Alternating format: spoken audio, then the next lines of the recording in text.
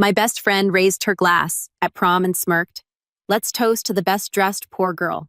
Here while everyone laughed at me. So I destroyed her social reputation. In one night and a year later, she was sleeping on my couch. I never had much. It wasn't something I liked to broadcast, but everyone kind of knew anyway.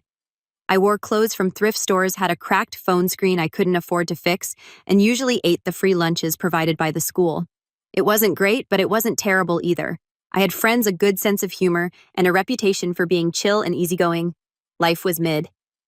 Then junior year rolled around and Jasmine transferred into our school.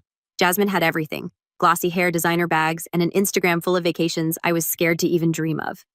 When she sat next to me in English and instantly complimented my thrifted sweater, I felt something twist in my chest. I'd heard rich kids could be nice, but I didn't expect her to single me out. We quickly became friends, which felt surreal. She'd even treat me to overpriced smoothies after class. So when she invited me to prom in senior year, promising a night of glamour and memories, it felt like an opportunity I couldn't turn down. Except there was one catch. Jasmine told me I'd have to blend in with her rich friends, and that meant looking like I belonged. Just dress like you're loaded? She laughed one afternoon. She said it casually, tossing her hair over her shoulder. But something in her eyes told me she wasn't kidding. So I took on extra shifts at the diner, spending late nights busting tables, serving coffee, and fighting off exhaustion. I pinched pennies until I had enough for a sparkling gown and accessories to match. By the time prom rolled around, I was exhausted, but I looked exactly the way Jasmine had described. Fast forward to the big night. Jasmine picked me up, and as soon as she saw me, she clapped her hands dramatically. "You almost look like one of us," she teased, her eyes glittering in a way that didn't feel friendly anymore. I shrugged it off, telling myself she was just nervous. At first, prom was exactly as Jasmine promised. Chandeliers dripped with golden lights, music pulsed around us, and everyone was friendly and complimentary. People I'd never talked to before suddenly seemed interested in me, and for a moment I allowed myself to believe it was genuine until everything started to unravel. When she thought I wasn't listening, she'd whisper things like, "That dress cost her whole paycheck." Another time I heard her murmur, "Honestly, it's cute how she tries so hard. Poor people, am I right?" It stung like a lot, and I kept hoping for it to stop, but it didn't. Each joke landed sharper than the last, and my patience wore thin. Finally, she stood up during dessert, her voice carrying over the crowded ballroom. "Let's toast to my friend, the best-dressed poor girl here," she declared loudly, raising her glass in exaggerated triumph. The laughter that followed cut me to the bone, and that's when something snapped. I stood up my chair, scraping loudly on the polished floor, meeting Jasmine's eyes head-on. "Yeah, Jasmine," I said evenly, my voice surprisingly clear. "I am poor. So what?" The room fell silent, eyes widening in shock. Jasmine's mouth dropped slightly, her confidence wavering for a split second. I leaned closer, feeling braver. At least I don't cheat my way through calculus and bribe my tutor to write my papers. Or did you think everyone just believed you suddenly became a genius overnight? Whispers erupted around us, shock spreading across faces that had moments before laughed at me. Jasmine's cheeks flushed, scarlet, her perfect composure cracking. "You have no idea what you're talking about," she hissed, gripping her glass so tightly I thought it might shatter. "Oh, I do," I replied calmly. "Everyone knows. They just don't say anything because your parents own half the town." She instantly stormed off and even tripped on her Steve Madden heels. The rest of the night passed in a blur. People approached me with whispered congratulations, but Jasmine wasn't done with me yet, because that small victory soon ruined my entire life. It started when the scholarship acceptance I'd been counting on suddenly fell through with no explanation given. I tried to convince myself it was a coincidence, but a few weeks later, my entire college acceptance itself was revoked, citing discrepancies in my application I knew hadn't existed before. I couldn't sleep. I hated myself for not just giving in to Jasmine's bitchiness. I thought there was at least one silver lining. I literally had nothing else to lose. But apparently I was wrong about that too, because around this time was when I heard it. My parents were whispering late one night. They had both lost their jobs, unexpectedly laid off without notice or clear reason. And when I heard it, I just smiled, because I had an ace up my sleeve, one Jasmine would never see coming. I'd been planning this for weeks, actually. Ever since prom night, I started paying attention to things. Real close attention. See when you're poor and invisible rich people talk around you like you're furniture. They don't notice the girl refilling water glasses or wiping down tables. And Jasmine's dad loved to have business meetings at the country club restaurant where I worked weekends. I heard him bragging about his tax schemes. One Saturday afternoon, he was explaining to somebody how he moved money through fake companies, gesturing with his hands like he was conducting an orchestra of fraud. I started writing everything down in my phone during bathroom breaks, names, dates, amounts he mentioned. I even took photos of documents he left on tables when he went to the bathroom. The guy was sloppy, probably because he thought nobody like me would understand what I was looking at, but I understood enough. My cousin Tyler worked at the IRS doing data entry stuff. Nothing fancy, but he knew people who knew people. I called him up one night and told him I had something interesting. He said to send it over, no questions asked. I created a fake email account at the library and sent everything. Every photo, every note, every detail I'd collected. Then I waited. It took about 6 weeks before things started happening. First, I noticed Jasmine seemed stressed at school. She kept checking her phone during class, biting her nails down to the quick. Her perfect hair wasn't so perfect anymore. Then one morning, federal agents showed up at their house. I know because everyone was talking about it. Black SUVs, guys, suits, the whole deal. They took boxes and computers out of the house for hours. The local news even covered it, though they didn't name names. Jasmine didn't come to school for a week after that. When she finally showed up, she looked different. No designer bag, no fresh manicure. Her eyes had dark circles underneath them. She found me after third period, grabbed my arm in the hallway. Her grip was desperate, nothing like the confident girl who'd humiliated me at prom. Her eyes were red and puffy. She begged me to meet her after school, said it was important. I agreed, mostly out of curiosity. We met at the park near school. She was already there when I arrived, sitting on a bench looking small and defeated. She started crying the second she saw me. Told me her dad was under investigation. Their accounts were frozen. Her mom was having panic attacks. She said she was sorry for everything, for prom, for my scholarship, for my parents' jobs. She promised to fix it all if I could just make this stop. I told her I didn't know what she was talking about. She didn't believe me at first, kept insisting I must have done something, but I just shrugged and said karma works in mysterious ways. She broke down completely then. Said she'd do anything, give me anything. She'd get my scholarship back, make sure my parents got better jobs, whatever I wanted. I pretended to think about it for a while, letting her squirm. Then I told her fine, but she had to do it all within 2 weeks, and she had to write apology letters to me and my parents explaining exactly what she'd done. She agreed immediately, desperate and grateful. True to her word, she made calls to family connections. My scholarship mysteriously got reinstated with a bigger amount than before. My parents both got calls about new job opportunities with better pay. She even threw in a brand new laptop for me, saying I'd need it for college. The apology letters were detailed and honest. I made copies of everything, keeping them safe in multiple locations.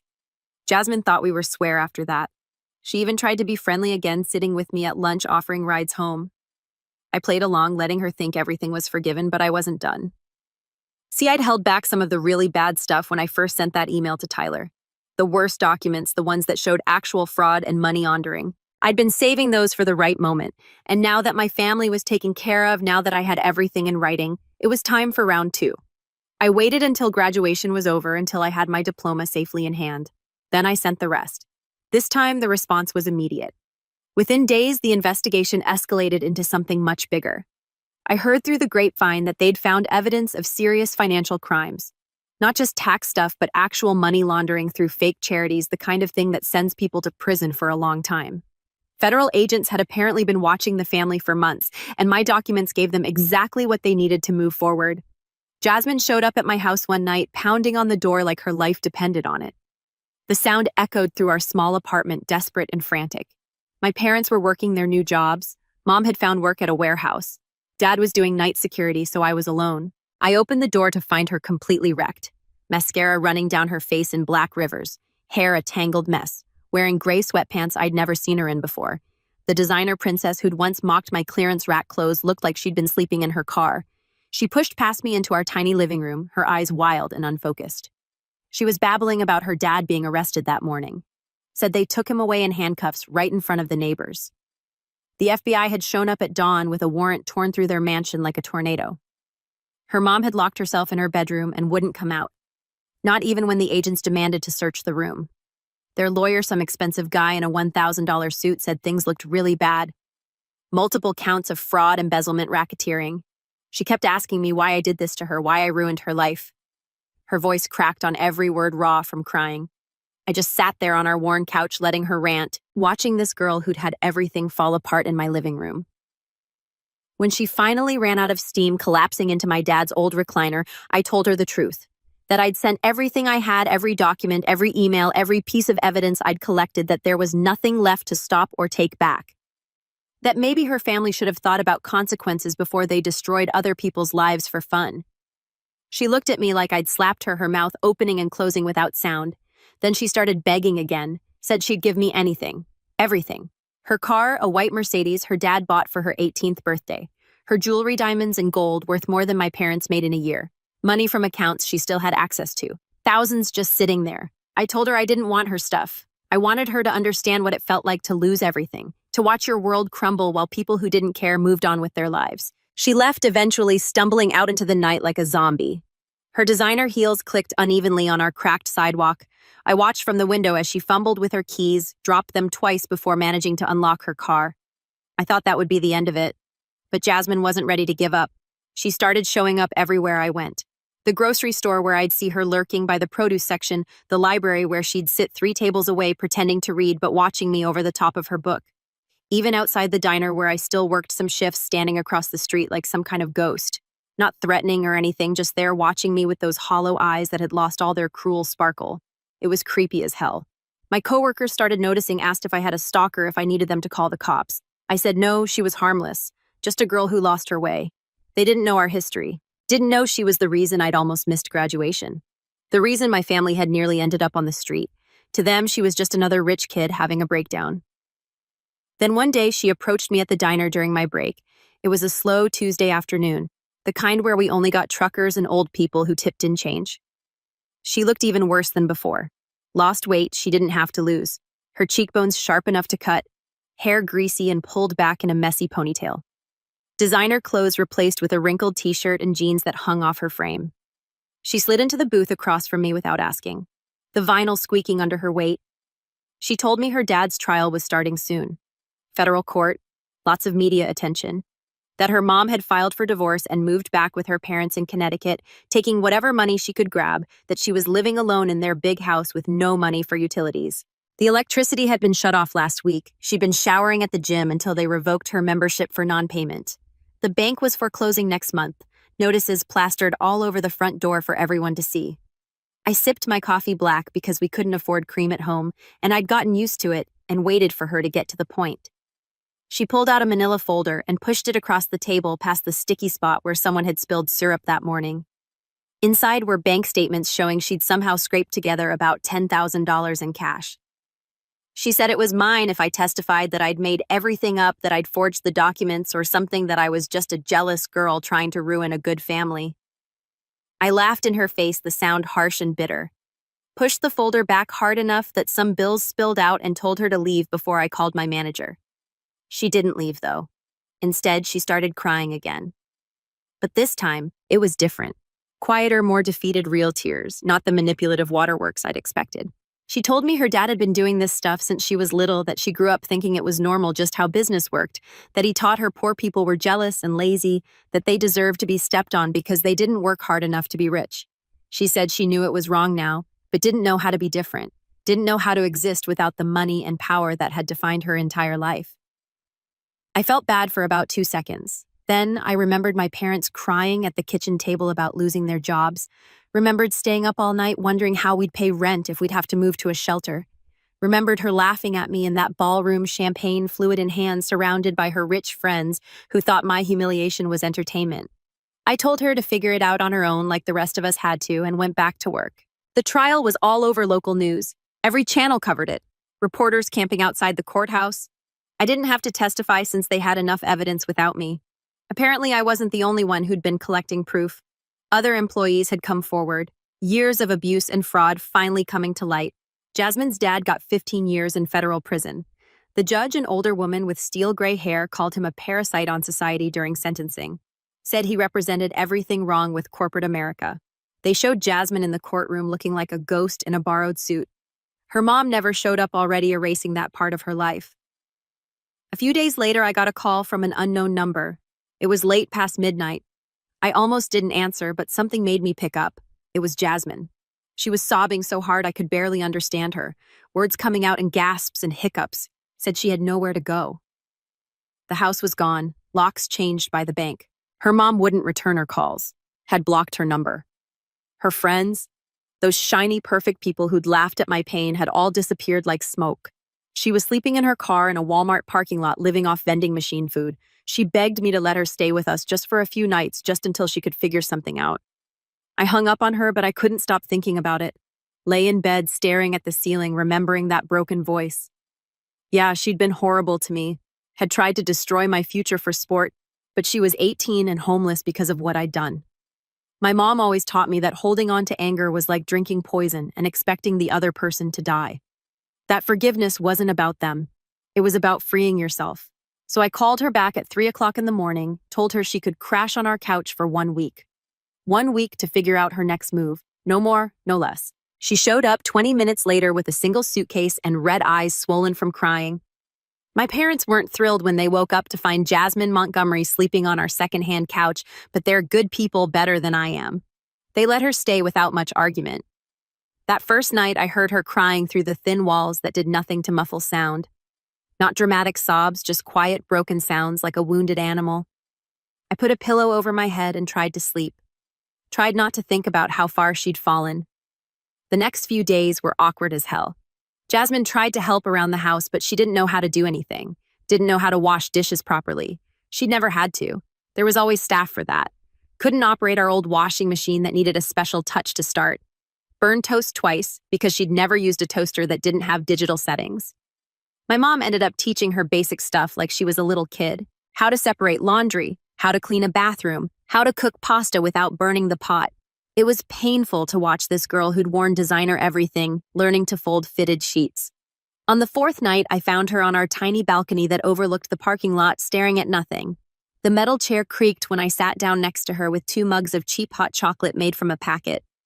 We didn't talk for a while, just sat there listening to the sounds of the city. Sirens in the distance. Someone's music playing too loud, a couple arguing in the apartment below. Then she started telling me things about growing up in that house.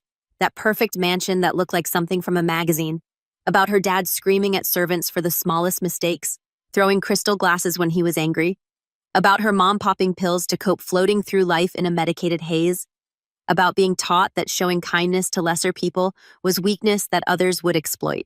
She told me about the first time she tried to befriend a scholarship kid in middle school, a quiet girl named Maria who was brilliant at math. Her dad found out when he saw them studying together and made her watch while he called the kids' parents, threatening their jobs at his company if the friendship continued. Maria never spoke to her again, wouldn't even look at her in the halls. She learned to be cruel to survive in that house, to protect herself from his rage.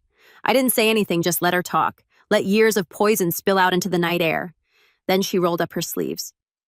There were old scars I'd never noticed before, hidden under all those expensive long-sleeve blouses. Thin lines across her forearms, some white with age, others still pink.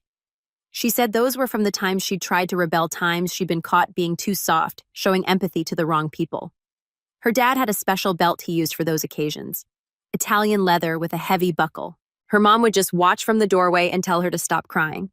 That tears were for poor people who couldn't control their emotions. I felt sick. My hot chocolate turning sour in my stomach. Asked her why she never told anyone. She laughed, but it wasn't funny, just a broken sound. Said who would believe her? Her family was perfect on the outside. Her dad donated to charities, the same ones he was stealing from. It turned out her mom organized fundraisers and smiled for society photographers. They had a reputation to maintain, an image to project. She was just a prop in their perfect life, dressed up and displayed like an expensive doll. She talked about prom night, said her dad had been watching from the parking lot the whole time. That he'd texted her during dinner reminding her to put me in my place, to show everyone what happened to people who didn't know their station.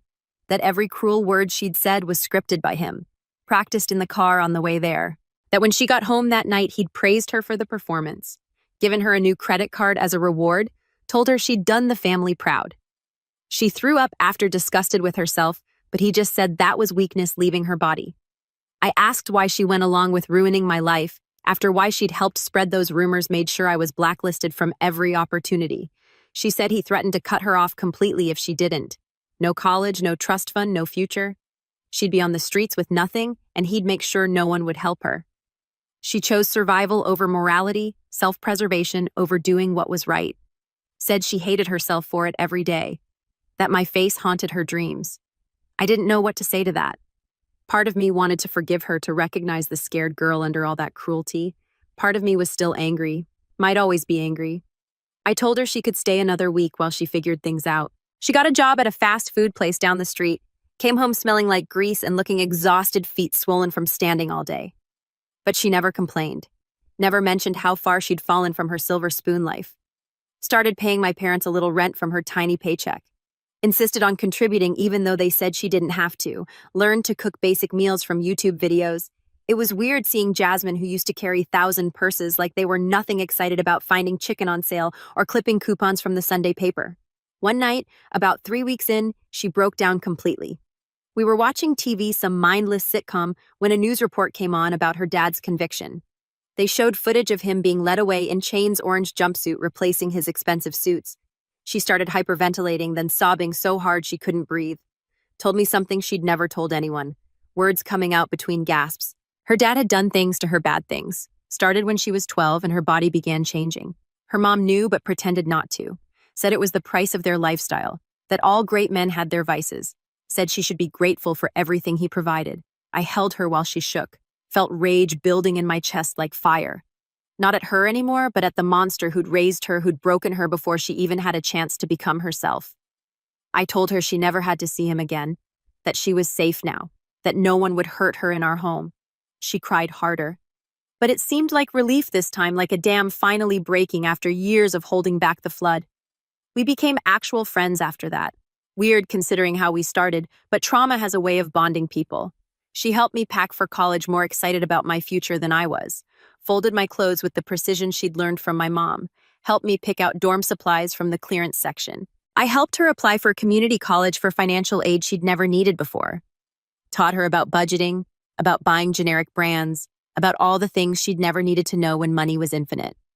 She told me she'd written to her dad in prison not to reconcile, but to tell him exactly what she thought of him. 10 pages of rage and pain, years of abuse finally given voice, that she was glad he was locked up, that she hoped he rotted there alone and forgotten. She never sent it, but writing it helped, like lancing a wound that had been festering for years. She also wrote to her mom, but that letter came back unopened, returned to send her in her mother's perfect handwriting. One day she came home from work with news. Her dad had been attacked in prison. Someone found out what he'd done to her, the other things they discovered during investigation. He was in the hospital, might never walk again. Spine damage, the doctor said. She didn't cry, just nodded and went to make dinner. Movements mechanical. Later I found her staring at an old photo of them together at some charity gala, both smiling for the cameras. She tore it up slowly, methodically, and threw it away. Then she made tea and did her homework for her GED classes. My parents grew to care about her. My mom especially, who'd always wanted another daughter, started teaching her things Jasmine's mom should have taught her. How to braid hair properly, not the expensive salon styles, but simple things she could do herself. How to handle cramps without prescription painkillers, just hot water bottles and ibuprofen. How to be strong without being cruel. How to stand up for yourself without stepping on others. My dad helped her fix her car when it broke down. The Mercedes long sold to pay for lawyers. Showed her basic maintenance on the hit-up Honda she'd bought for $500 cash. They became the family she'd never really had. The first adults who cared about her without wanting something in return. When it was time for me to leave for college, Jasmine helped me move. We loaded my stuff into her hit-up car. The trunk held closed with bungee cords. She drove me to campus 4 hours each way, singing along to the radio and stopping at gas stations for snacks we would have sneered at before. She helped me set up my dorm room, hung my posters, and made my bed with hospital corners like my mom taught her. Before she left, she hugged me tight, her thin arms stronger than they looked, thanked me for destroying her old life. Said it was the best thing anyone had ever done for her, even if it hadn't felt like it at the time. I cried a little then, understanding finally that sometimes destruction is necessary for rebirth, she texted me a few weeks later. Her mom had called herself overdosed on the same pills she'd been taking for years, the ones that made the world soft and bearable. Jasmine was listed as next of kin. Had to handle the arrangements even though they hadn't spoken in months. I offered to come back to skip classes and be there for her, but she said no. Said she needed to do this alone, to say goodbye on her own terms. She cremated her mom and scattered the ashes at sea. No ceremony or prayers, no funeral, no mourners, no flowers. Just her saying goodbye to another ghost. Another piece of a life that had never really been hers. She inherited what was left after the lawyers took their cut. Not much compared to what they'd had, but enough to get a small apartment, a studio in a decent neighborhood with working appliances and no rats. She stayed in school working full-time while taking classes at night. Sent me pictures of her first A on a test. Proud as hell. The paper covered in star stickers from her teacher. Started volunteering at a shelter on weekends, serving food to people her father would have stepped over on the street, trying to give back, trying to balance the scales, trying to be better than what she was raised to be. We stayed close through my freshman year. She'd visit, sometimes taking the bus because gas was too expensive, crashing in my dorm room on an air mattress, sharing dining hall meals on my guest passes. My roommate thought it was weird that I was friends with the girl who tried to destroy me, but she didn't know the whole story. Didn't know about the bruises hidden under designer clothes, the screams muffled by thick mansion walls. Didn't know about the 12-year-old girl who learned to be cruel to survive, who thought love always came with a price tag. Jasmine started therapy with someone who specialized in trauma, found a sliding scale clinic that worked with her budget, came back from sessions exhausted but lighter somehow, like she'd been carrying rocks, and finally learned to set some down. Started understanding that she was a victim too, even if she'd also been a perpetrator, that both things could be true at once, existing in the same space without canceling each other out. That healing meant acknowledging both parts, the hurt and the hurting. She had a lot of work to do, years of damage to untangle, but she was doing it. Then one day she called me with news. Her dad had died in prison. Another inmate finished what the first one started, shanked him in the shower when the guards weren't looking. She didn't cry, didn't celebrate either. Just felt empty, she said, like a chapter closing a book she could finally put down. She decided not to claim his body. Let the state bury him in an unmarked grave with the other unclaimed dead. He didn't deserve more than that, didn't deserve her money or her grief. She used some of her inheritance to pay back people her dad had hurt. Not because she had to legally. The lawyers made that clear, but because she wanted to track down former employees he'd cheated, families he destroyed with his schemes. Gave them what she could, apologies and checks that could never fully repair the damage. It wasn't enough to fix everything, but it was something, a start, a way to transform blood money into something cleaner, even if it could never be completely clean. She graduated from community college with honors last spring. I drove down for the ceremony in the same hit-up Honda she'd bought years ago. She'd given it to me when I needed a car for an internship. Wouldn't take no for an answer. Said it was the least she could do after everything. I watched her walk across that stage in a borrowed cap and gown, head held high. No family in the audience except me and my parents, who'd driven 6 hours to be there. She cried when they handed her the diploma. Real tears of accomplishment, not the fake ones she used to produce on command for her father's schemes. After graduation, she got accepted to a 4-year school with a full ride based on her grades and essay about overcoming adversity. She wrote about growing up in a toxic household, about learning empathy the hard way, about discovering who she really was underneath all the programming. The admissions committee was impressed by her honesty, by her volunteer work, by the recommendations from professors who'd watched her transform. She's studying social work now, wants to help kids from messed up families. Says she understands what it's like to be trapped in a situation that's slowly culling you from the inside. We were having coffee last month when she told me something that floored me. She'd been contacted by a lawyer about her dad's estate. Turns out he'd hidden money in offshore accounts. Millions. The feds hadn't found. The lawyer, some sketchy guy who'd worked with her dad for years, offered to help her access it. All she had to do was sign some papers, move the money through shell companies, the same tricks her dad had taught her to admire. She could be rich again, have everything back. The designer clothes, the fancy car, the life she'd been raised to believe she deserved. She turned him down, flat reported him to the FBI, instead gave them all his contact information and recorded conversations. They arrested him a week later, found evidence of a whole network of financial crimes connected to her father's business. She testified against him calm and clear on the witness stand, helped put away 3 more of her dad's associates who'd been preying on people for decades. The prosecutor said she was the best witness they'd had, credible and unflinching in her testimony. She lives simply now, has a small apartment near campus furnished with thrift store finds and hand-me-downs from friends. Works part-time at a crisis hotline, talking people through their darkest moments. She's good at it. They tell her knows how to listen without judgment, how to hold space for pain without trying to fix it. Her supervisor says she has a gift for connecting with callers who've been abused, for making them feel heard and believed. She comes home exhausted but fulfilled, knowing she's making a difference in small ways. Sometimes she still has nightmares. Wakes up thinking she's back in that house, that her dad is standing in her doorway. Has panic attacks when she smells certain collogue or hears voices that sound like his, but she's learning to manage them, to ground herself in the present. Has a therapist who specializes in childhood trauma, a support group for survivors. She's not okay yet. Might never be completely okay, but she's healing. building a life based on her own values, not the poison she was fed as a child. We joke sometimes about how we met, how I basically destroyed her life, and it was the best thing that ever happened to her. It's dark humor, the kind that makes other people uncomfortable, but it works for us. We understand each other in a way most people don't. Know what it's like to have your world turned upside down, to lose everything and discover who you really are in the wreckage. She says I saved her life by ruining it. I tell her she saved herself by choosing to be better. My parents still check on her regularly. My mom calls her every Sunday, makes sure she's eating enough, sleeping okay, sends care packages during finals week with homemade cookies and instant coffee. My dad helped her fix her new apartment when she moved in, patched holes in the walls and installed better locks. They've officially adopted her in every way that matters, given her the family she never had. She spent last Christmas with us, helped cook dinner, and played board games until midnight. It was the first real Christmas she'd ever had, she said. The first one about being together instead of performing for guests. She's dating someone now, a guy from her statistics class named Marcus, who works at a nonprofit. He's nothing like the rich boys she used to date, for show, the ones her father approved of. Marcus is kind and patient, understands her history without pitying her, takes things slow, respects her boundaries, doesn't push when she needs space. They study together at the library, share cheap meals at campus dining halls. He makes her laugh.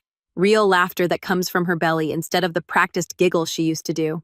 She's learning what healthy love looks like, but it doesn't come with conditions or threats. Last week, she called me crying. Happy tears this time. She'd gotten into her dream graduate program. Full funding to study clinical social work, wants to specialize in helping teenagers from abusive homes to be the adult she needed when she was young. The program director was impressed by her personal statement, by her understanding of trauma from both sides. Said she'd make an excellent therapist because she'd been through the fire and come out stronger. She starts in the fall, moving to a new city for the first time in her life. We're planning a road trip this summer before she moves. Just the two of us driving across the country in that old Honda that somehow still runs. Staying in cheap motel, eating at truck stops, seeing all the places she never got to visit because her family only traveled to resorts and private islands. She wants to see the Grand Canyon, Yellowstone, all the tourist traps her father would have sneered at. Wants to be a regular person doing regular things, building memories that belong to her alone. She asked me recently if I ever regret what I did. If I feel guilty about destroying her family, about sending her father to prison where he died. I told her the truth, that I'd do it again in a heartbeat, that some people deserve what they get, and her father was one of them.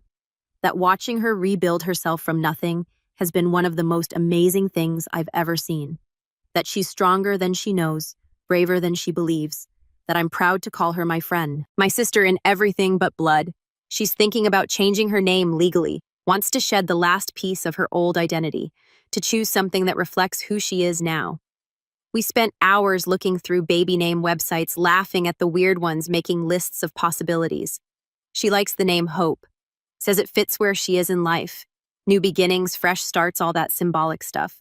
I told her it's cheesy as hell, but perfect for her. She's filing the paperwork next month, officially becoming someone new.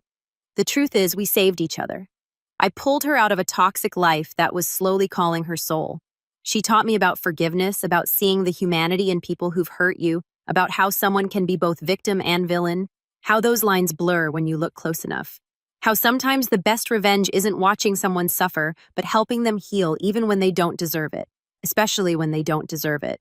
She graduates next year, already has job offers from several organizations, places that help at-risk youth and domestic violence survivors. She'll be good at it, I know.